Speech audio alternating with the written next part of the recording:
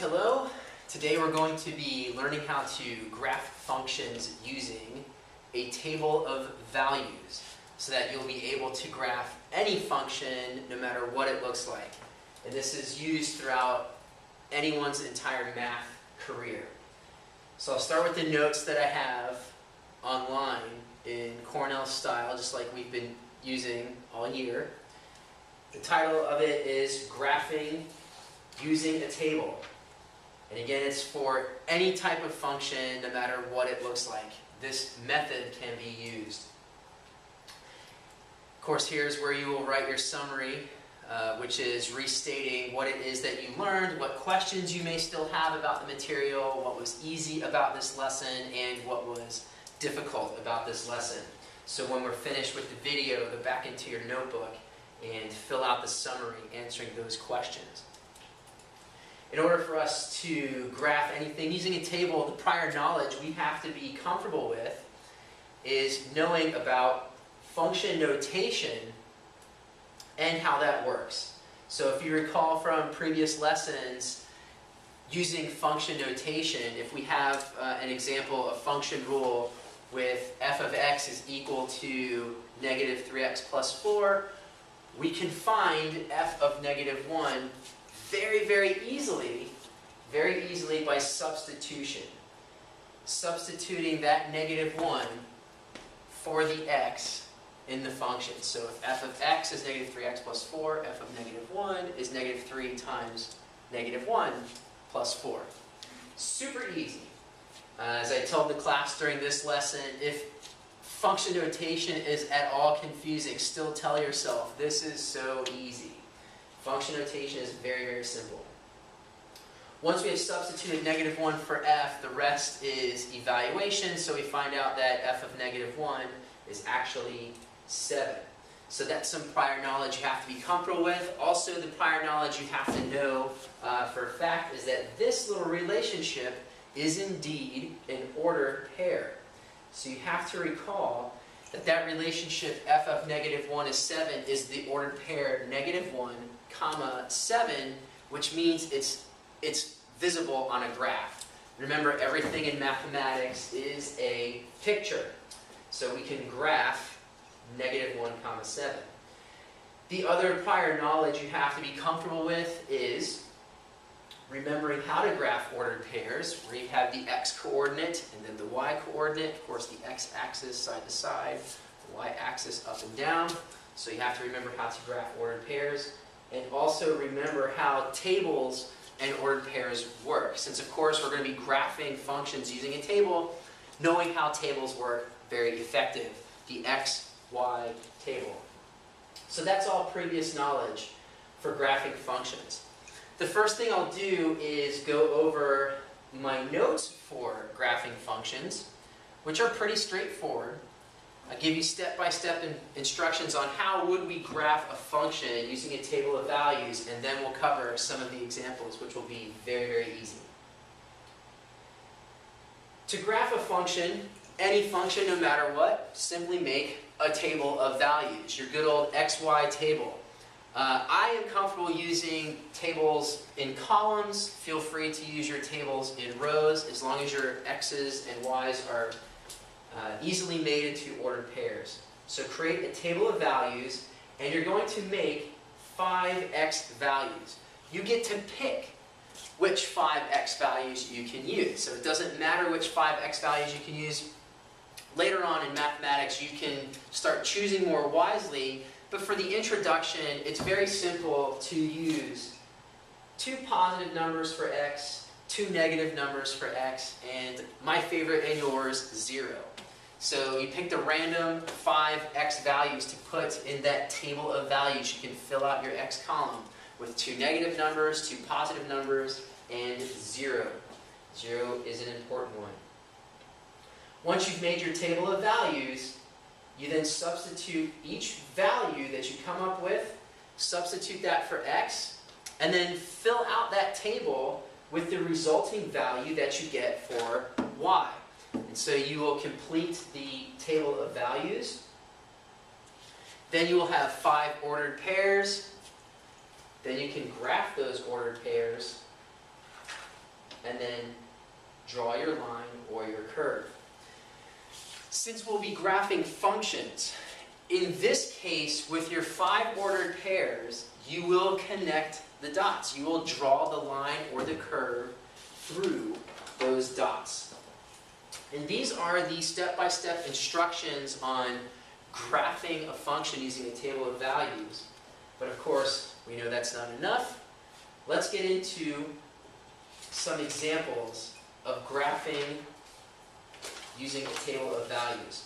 I'm going to start with the function f of x is equal to 3x plus 1. We're going to start with this function. F of x is equal to 3x plus 1. Now, my instructions state that what we should do is create a table of values. So we'll create our table of values. And again, I like to use columns. So I have an x column and a y column. And you can pick 5 values for x. You can fill in the x column with 5 values of your choosing. And like I said, I like to use 2 positive numbers, 2 negative numbers, and 0. And I keep it in order.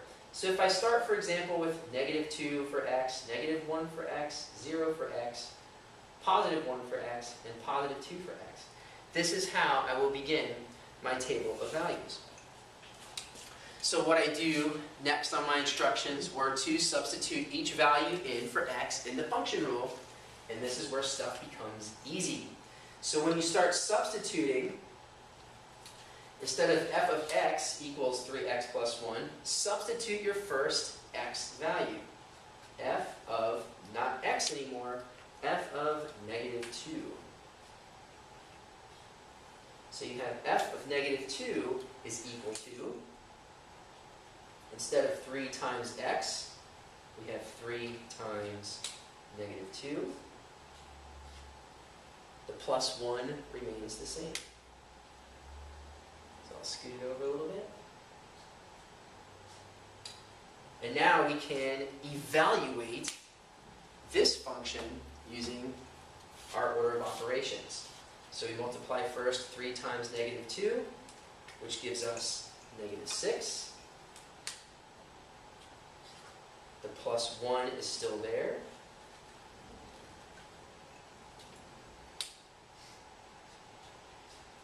And now we just add -6 and 1, which leaves us with -5. And now remember from previous knowledge, you have to remember that this represents an ordered pair. So what you're saying is, when x is -2, y is -5. And so we begin to fill in our table. So all this work just for one y coordinate. Let's continue on to the next coordinate. So if we have x as -1, we can then fill it in. I'll start using smaller pens so we can fit it in space. F of -1 would be equal to, instead of 3x, 3 times -1. And then 3 times -1 plus 1. That's the rule, 3x plus 1. And so now we use order of operations. 3 times -1 is -3. And -3 plus 1 is -2. So that once again, when we plug in -1 for x, we get -2 for y. So we can fill in our table.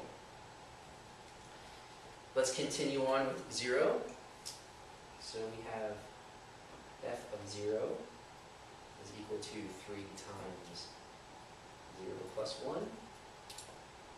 And what I love about 0, and you will too, is that it cancels everything. Like totally gone. So you can start doing 0 mentally, because anything that's not touching x is the only thing that's going to be left. So this whole thing is 1 because of the multiplicative property of 0. Cancels everything out. 3 times 0 is 0. All we're left with is 1. So back to our table of values. F of 0, 1. Continuing on. F of 1, 3 times 1 plus 1.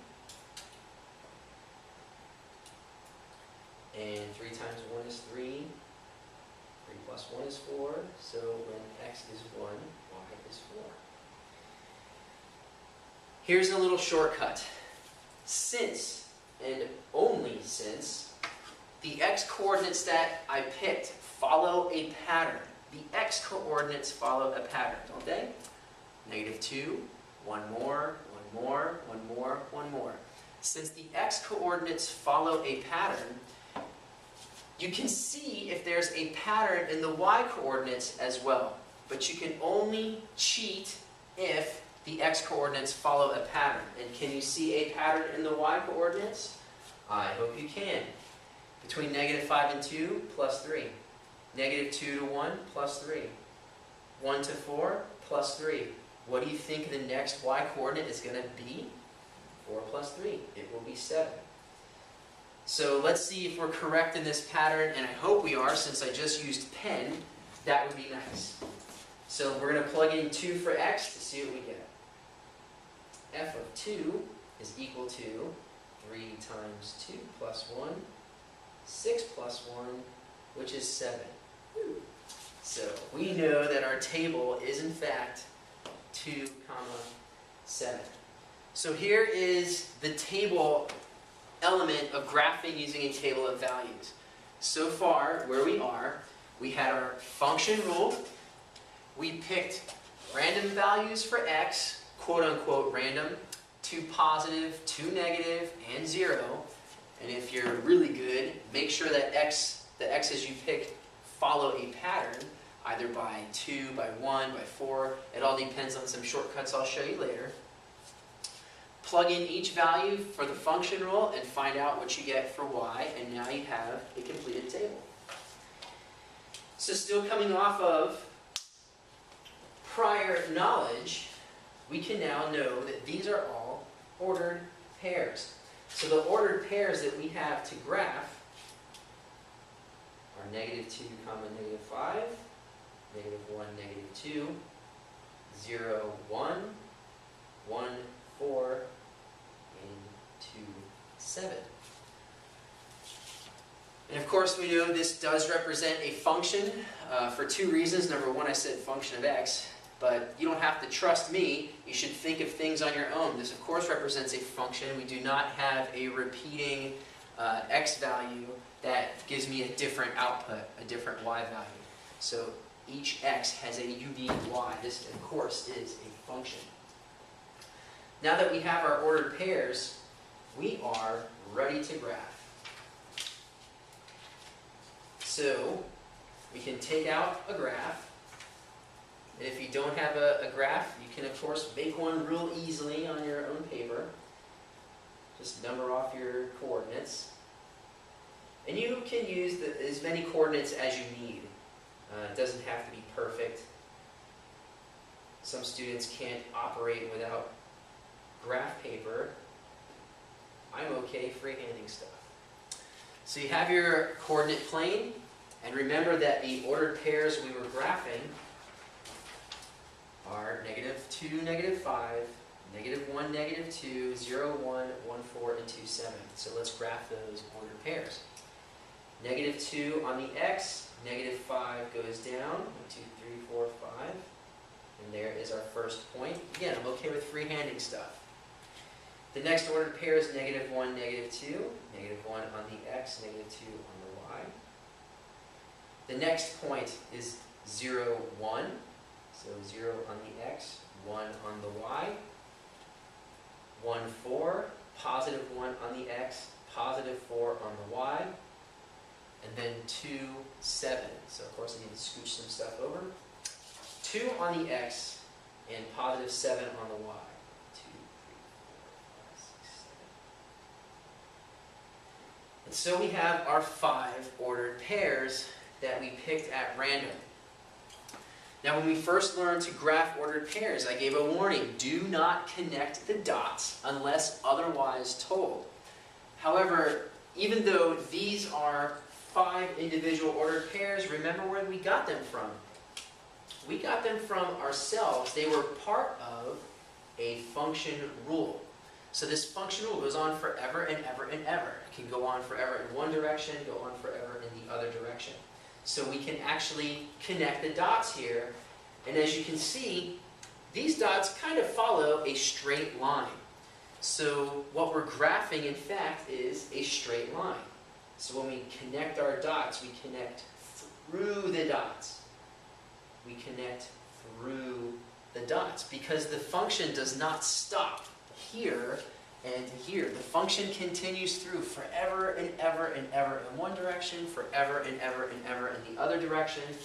And the way we represent forever and ever and ever is the little arrow. So you put your arrow on the end of each line to tell you, or on the end of each end of the line, to tell you that it goes on forever and ever and ever and ever and ever.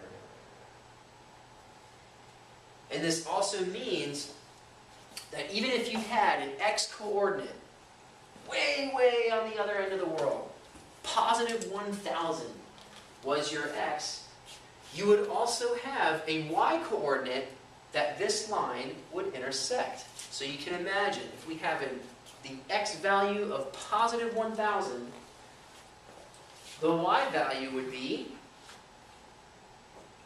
3,001. Imagine drawing 3,001 tick marks going on the y-axis, as well as 1,000 tick marks on the x-axis, but that's where this line you're looking at, that is where it would intersect. And that is the meaning of this function. So we can graph using a table of values. So let's do another example, and I'm going to move a little bit quicker this time, for the interest of time, plus you know what you're doing now. We're going to graph the function f of x is equal to 1/2 x minus 3.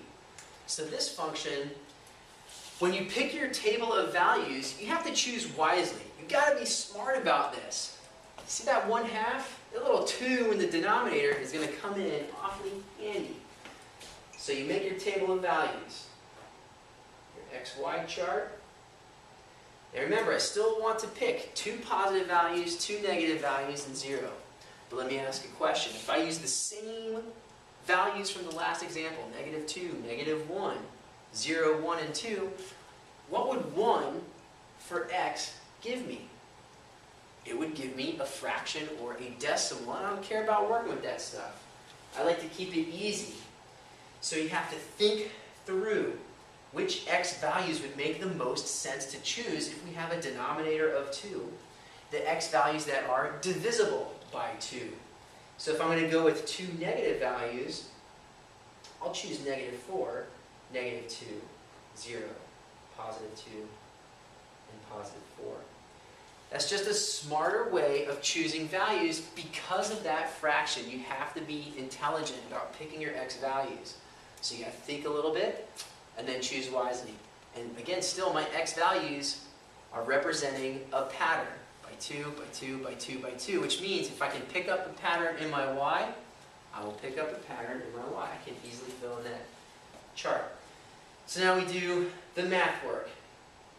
F of -4 equals 1/2 times -4 minus 3. 1/2 times -4. And remember how to multiply fractions by whole numbers. You can do it a hard way. Make -4 a fraction over 1, multiply top times top, bottom times bottom. So you have -4 over 2. -4 over 2 is, of course, -2. You can also cross-cancel. 2 on the bottom, 4 on the top. 2 goes into 4 2 times. 1 times 2 is 2. So that would still be -2. So no matter which way you slice it, this little bunch of numbers here is -2. And -2 minus 3 is -5. So when we input -4, we get an output of -5. And now let's move on to f of -2. We have 1/2 times -2 minus 3. This look familiar? We probably learned this in the first few weeks of school. You know it better as the multiplicative inverse property. Any number times its inverse is equal to 1. So 1/2 times -2 is -1. -1 minus 3 is -4. And if you don't trust me, you better know how to use a calculator. And trust that, but only if you're wise. Now we have f of 0. You plug in 0 for x. Remember the cool thing about 0, I don't care what this number is, I don't care what it looks like. If it's multiplied by 0, gone. So it's easy mental math. F of 0 is -3. Now go ahead and fill out the rest of your chart on your own. I'm going to use my pattern. Because my x values follow a pattern, I can see if my y values follow a pattern. My x values follow the pattern of +2 each time. I am picking up a pattern in my y values. +1, +1, +1, and +1. So it's easy for me to fill out my table of values. Continue filling out your table of values using function notation, and you will be ready to graph. Once your table is filled out, again we have ordered pairs, -4, -5, -2, -4, 0, -3, 2, -2, and 4, -1. And now we are ready to graph. So I'll show you an example of freehanding it. I don't feel like getting another piece of paper. These are the ordered pairs to graph. Y-axis, x-axis, y-axis, x-axis,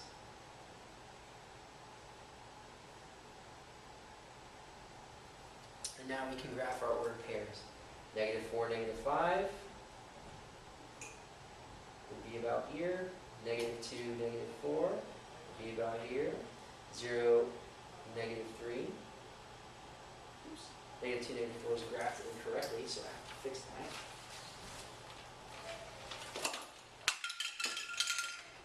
And make a mess while doing it. So -2, -4, 0, -3, 2, -2. And you can see this is taking on a linear pattern. This looks like a line. If it looks like a line, chances are it's a line. So remember, it goes on forever in each direction. We go on forever in each direction, represented by the arrow. So let me show you 2 more examples. I'll move as fast as I can in the interest of time to show you different looks. So here is another function that is worth graphing.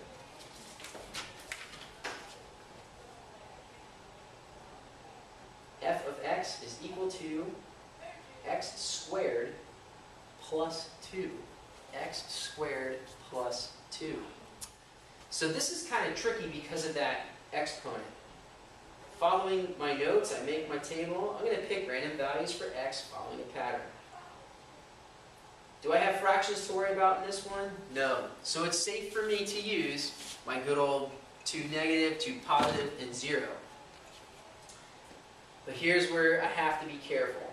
That x squared is going to mess up my whole y pattern theory. So let's be careful. If I have f of -2, x is -2, I substitute -2 for x, and look what happens. This -2 squared becomes positive 4. So I have positive 4 plus 2, which gives me 6. So I have f of -1, substitute -1. Once again, -1 squared becomes positive 1. Positive 1 plus 2 is equal to 3, so f of -1, positive 3. And now we have f of 0, which is the easy one. Pretend this is 0, what's going to be left? 2. I don't have to do my work. So here's where we have to be careful with my whole pattern theory. This exponent, because that exponent exists, my pattern theory is done. I can't follow that anymore.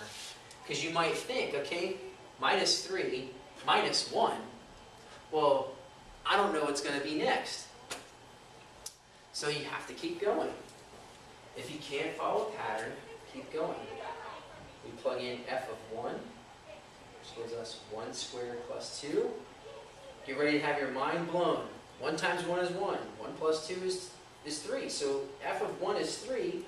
And you're thinking, what? I already have a 3 that can't be 3. But yes, it can. Remember in our rules for what is a function, does it matter if the y values are repeating? Remember, the output can still be the same for different inputs, so don't freak out if that occurs. When you find even-numbered exponents, you will find that taking place. And you may just see that and guess what you think f of 2 would be. You guessed it correctly if you did, hopefully, positive 6. So here are the ordered pairs for this graph. Now, remember that everything in math is a picture. Can you picture the ordered pairs here? And if you can, I want you to think now. Ask yourself a question. Self, you know it's you recognize the voice. Self, will these ordered pairs make the straight line that I'm used to? See what you think. So we have our ordered pairs, negative 2, 6, negative 1, 3, 0, 2, 1, 3, 2, 6. And we are ready to graph. Free-handed, I really don't care. How many tick marks should we make in the x column? What do you think? Our x's go from negative 2 to positive 2, so we don't need that many. How many tick marks should we make in the y? Our y values go from 6 to 2 back up to 6. Are we even going to use the bottom half of the graph? Everything in math is a picture. The quicker you are at seeing pictures when you're looking at numbers, the better off you'll be in math. So, we can start graphing these ordered pairs. Negative 2, positive 6. 1, 2, 3, 4, 5, 6. Negative 1, positive 3. 0, positive 2. Now 0, positive 2, you're already starting to see, that doesn't look like it's going to be that straight line. So the question you asked earlier, will this make a straight line? Chances are you're answering no. But what is this going to look like? We have our 0, 2, now we have 1, 3. Hey man, that's the same 3 as it was for negative 1, and then 2, 6. Hey man, that's the same y for negative 2 and positive 2 has the same y. So what's happening here? A lot of students, what they'll do is make a V out of this. And if you're using graph paper, even this, I mean, you're looking at it, I'm freehanding this stuff, you can still see there's no way that's making a V. If it were making a V, it would come down to here. But see that point right there? That's kind of messing my whole V theory up. This is actually what's called a parabola. And so it's making more of a U than it is a V. So we connect our dots. In that U formation that it's kind of making, there's our parabola. You can graph anything using a table of values. If it's a straight line, if it's a parabola, it could be a cubic function, which you're like, what is that? It could be relative minima, relative maxima, are all found using a table of values. And again, you're like, huh? You'll get there. So we have our lines through. They go on forever and ever, so please represent that. And it's the same thing. This is a parabola. Even if you had the x value of 100 tick marks, what would be the y value? Something huge. So 100 times 100, it's a lot of zeros, plus 2. That's a bunch of y values. Okay? One more example for graphing a function. So, last visual. Remember, everything in math is a picture. You see f's and x's and numbers and equal signs and parentheses. What you should be starting to see is pictures. Okay, when I look at stuff, I see pictures. The sooner you do that, the better off you will be. So let's graph one more example.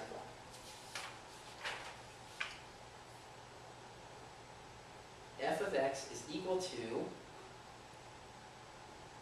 let's see if you remember this. F of x is equal to the absolute value of x minus 4. So you can get into this example. How do we do it? Table of values. Do we have any fractions to worry about? No. So you can pick your standard x values. 2 positive, 2 negative, and 0. So negative 2, negative 1, 0, 1, and 2. Start plugging them in. You're going to see something kind of cool with this one. Here's something kind of cool. we have f of negative 2 is equal to the absolute value of negative 2 minus 4. What's the absolute value of negative 2, folks? You got to remember what those bars do. Okay, they make everything positive. Represents a distance or a magnitude. There is no negative distance. So everything in there becomes positive. Positive 2 minus 4, which is, of course, negative 2.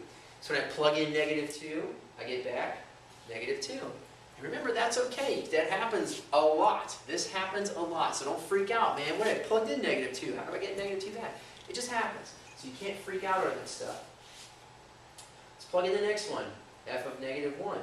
Absolute value of negative 1 minus 4, which of course is positive 1 minus 4, gives us negative 3. Plug in a negative 1, get back a negative 3. Plug in 0, what are you going to get back? You don't have to work it out, man. 0 for x, 0. What are you left with? Negative 4.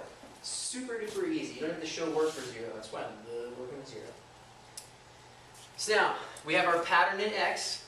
Do you have a pattern in y? Of course you do. You try plugging in a negative 5 and a negative 6 for the rest of y, you're going to be in trouble. The absolute value bars change everything. Just like the exponent changes that pattern theory, so do the absolute value bars change that pattern theory. So you must be careful. So we plug in f of 1. The absolute value of 1 minus 4. What's the absolute value of 1? It's 1. 1 minus 4, negative 3. Say what? So here we go again. There's that negative 3 showing up twice, and again, it's okay. See if you can guess what that last y value is going to be. If you can't guess, show your work. Show your work. 2 minus 4 is negative 2. So here's your table of values. Now we're ready to graph. So we have negative 2, negative 3, negative 4, negative 3, negative 2 for our y values, and we can make our ordered pairs. You're going to see some cool stuff happen. So we have negative 2, negative 2. We have negative 1, negative 3. We have 0, negative 4. We have 1, negative 3. We have 2, negative 2. These are our ordered pairs from the table of values. And now we are ready to graph. How many tick marks do I need to make in the x? Negative 2 to positive 2. I don't need that many. I really don't. But for standard stuff, I kind of make 4, 5, or 6, depending on my mood. How many tick marks do I need in the y value? I've got a negative 4 up to negative 2. I might not even use that top part of the y value, so I'll put it there anyway, because it's fun to look at. Now let's graph our ordered pairs. Negative 2, negative 2. Negative 2, negative 2. Negative 1, negative 3. Negative 1, negative 3. Interesting. 0, negative 4. Does this look like a straight line so far? Even on my not well drawn freehand coordinate plane, it should be easy to see that we have kind of a straight line thing happening. Not like the U that we did in the previous example. So the next point, 1, negative 3. There it is again. 2, negative 2. There it is again. So what's happening here? Looks like we have a straight line here. Looks like we have a straight line here. It's not curvy like that U before. This is the V that we thought that last example might have been. So this is in fact the V. The absolute value functions give you a V. Or a caret for a negative. We'll get there. So you connect your dots all the way through. It goes on forever and ever and ever. So let's go on forever and ever and ever. And we show that with our little arrows. And this is how you can graph absolutely anything. Anything using a table of values. For the rest of the year, when it comes to graphing, in fact, for the rest of your life, when it comes to graphing functions, the only thing that you will learn beyond this are shortcuts. Y equals mx plus b, shortcuts. Translations of parent functions. All they are shortcuts. You can always graph anything using a table of values. It just takes you forever, so it's good to learn those shortcuts when we get there. So I could have graphed every one of these functions a lot faster than what we did here, but it's always good go-to knowledge. And even when you're in calculus, when you're looking for relative points of curvature, you will still use table of values. When you get into Algebra 2 and you're talking about all these crazy rational functions and asymptotes and end behaviors, you use this all the time. So let's go back to how we began before I end. We began with the notes. What was the learning goal? The learning goal was that you will be able to graph functions using a table of values. And now you can do that. We had our instructions, we had our prior knowledge. So if anything I said during this lecture was confusing, make sure you're good with your prior knowledge. Go back to previous notes, ask questions, and look through those previous knowledge. We have our rules on how to graph functions using a table of values. And hopefully you are all set for an A in your class. Thank you very much for your time.